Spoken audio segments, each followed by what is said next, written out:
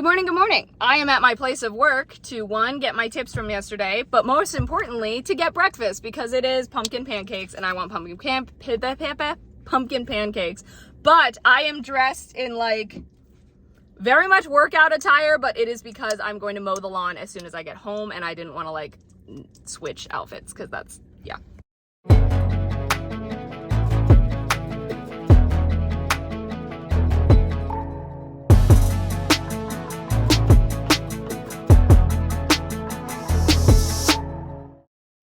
So this is one of those shirts I'm trying to get myself more comfortable in because you deserve to rock whatever you choose to wear. Do not let fear of how you look change what you want to wear. If you want to wear it, you're going to wear it. You do what you want to do, right? And I'm just not used to wearing these kinds of shirts that are definitely a little bit more like I mean, as I said, it's like, you know, workout attire, right?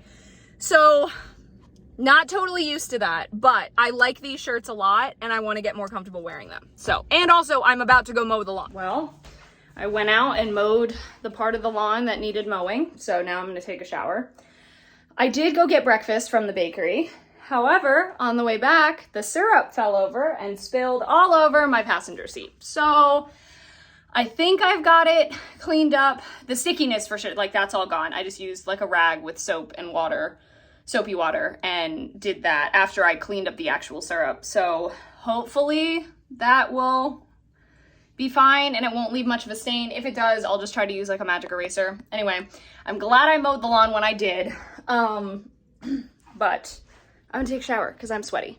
This is the outfit, by the way. That's what I was wearing, that I was kind of like, ooh, this is a little risky for me, but I'm proud of myself for doing that. Okay, I was just looking up.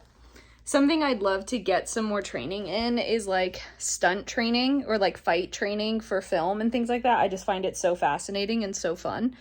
But a lot of the places are like down in Atlanta. And of course my work schedule's, you know, kind of crazy all over the place. And so a lot of them I probably still couldn't do. But I just found out, I kid you not, 8 minutes away from me, there is a stunt training center. Yeah. Wild. So they don't have like classes or anything right now. They do have like workshops that they do. As I said, and they do them mostly on weekends, which is why I wouldn't be able to kind of do it right now. And I wouldn't be able to do it while the show's going on anyway, because things are crazy. But when I get a break in between shows, or, you know, we'll see. My audition for Diary of Anne Frank is on Monday. Oh my gosh. I am going to print out the monologues tomorrow and start working on them because I do a little bit better memorizing stuff in a shorter frame of time. So that'll give me, you know, 3 pretty much whole days because my audition isn't until late evening on that Monday because it'll be after work, which I'm so grateful they have that time slot open. That was very, very helpful. So I didn't have to like ask off work or switch around my hours. So we shall see. I'm looking forward to that. I haven't done monologues in a while, so I'm a little nervous, but yeah. So I have to admit that there's a lot of stuff going on. As I said, I kind of mentioned it before, like in the background, it's stuff that it's all good things, but it's just one of those times again where everything hits at one time after like months of things being slow. So I've got someone, just a friend, nothing professionally, you know, talking about a script that they would like to work on, but they themselves are not really, they're a storyteller, but not a script writer. And so I like the sort of plan that they have for it. And it's a style I haven't written before. So I figure it would be a fun challenge. But not only that, but I have finally, after I kid you not, probably a year and a half, have finally started breaking through this one idea that I've had in the back of my head for, as I said, a year to a year and a half. And it's changed shape so many times because it was like, does that fit? Maybe, nope, okay, that doesn't fit. And then finally now, I'm like, this is it. This is the idea. This is it. And so it's made its way to the forefront of my mind. And so not that I would sit down and write that pilot immediately, but I do need to sit down and write the outline for it because it is quite literally, I say when an idea gets to 70% is when I sit down and I do the outline. And this idea is probably at about 60 to 65%, like, and developing very quickly. It is so close to being there. And so that's like constantly on my mind. I still have those pages that someone has asked me to read through, and which that I think I'm going to finally do that tonight, because I forget I'm not giving notes on the story. I'm just giving notes on the formatting and spelling and stuff, which I'm just going to use spell check for that. If there's major issues and stuff. But anyway, I think I'm going to finally do that tonight. But this person, I need to read through the few pages that they had written to kind of get an idea of what they're going, you know, but they know that like I'm in a show and things are happening, right? And there are other things that were ahead of that. It's just, I know that that person's kind of on a, not to say a time crunch, but it's an opportunity that they don't want to miss. Not that anything can happen right now because of the strikes, but like to have it ready to go for after, you know, the strike is over. Because it's nothing you know, it's just friends, you know, talking about stuff and writing stuff right now. So it has nothing to do with anything. Yeah, it's just, and then it's also with stuff like that though, it's like, I technically do need to get my managers involved, or at least let them know what's going on. And sometimes I'm afraid that they're going to be like, we don't think that's a good idea. And I'll be like, can I just, if I fail, it's my own doing, right? It's my own fault. So it's just that this all stemmed because that person called me while I was working. And so I had to be like, hey, I can't talk right now. What's up? And they were like, oh, it's just about script stuff. And I was like, okay, well, I finish work at 9 or at 5 tomorrow. So whichever one. It's just like, as I said, all these like little things that all together kind of gears up to one big thing, or, you know, feels kind of overwhelming. Not to mention that I did the calculations, right? Regularly, I work 49 hours a week for both of the jobs.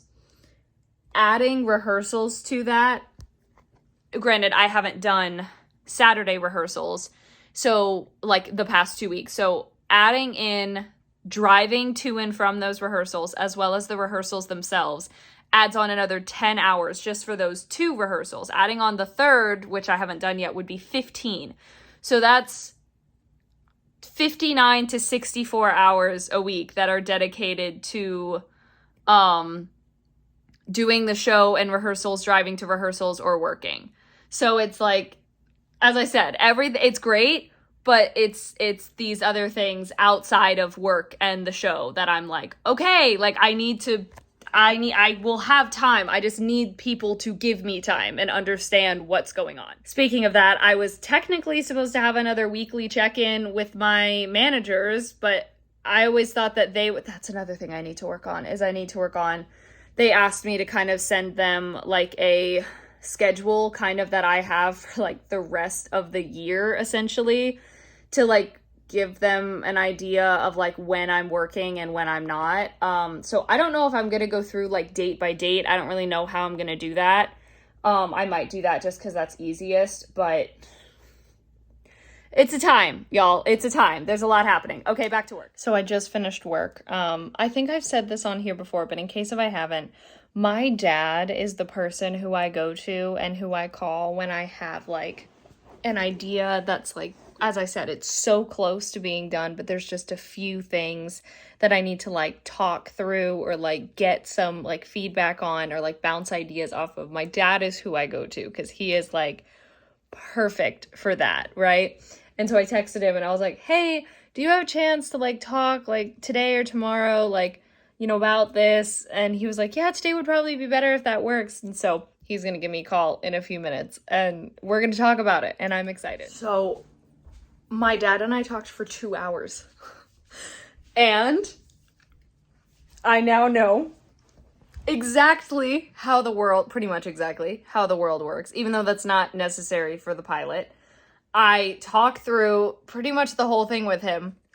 The only thing that's left is that there are 2 characters that are not glaringly obvious in my head.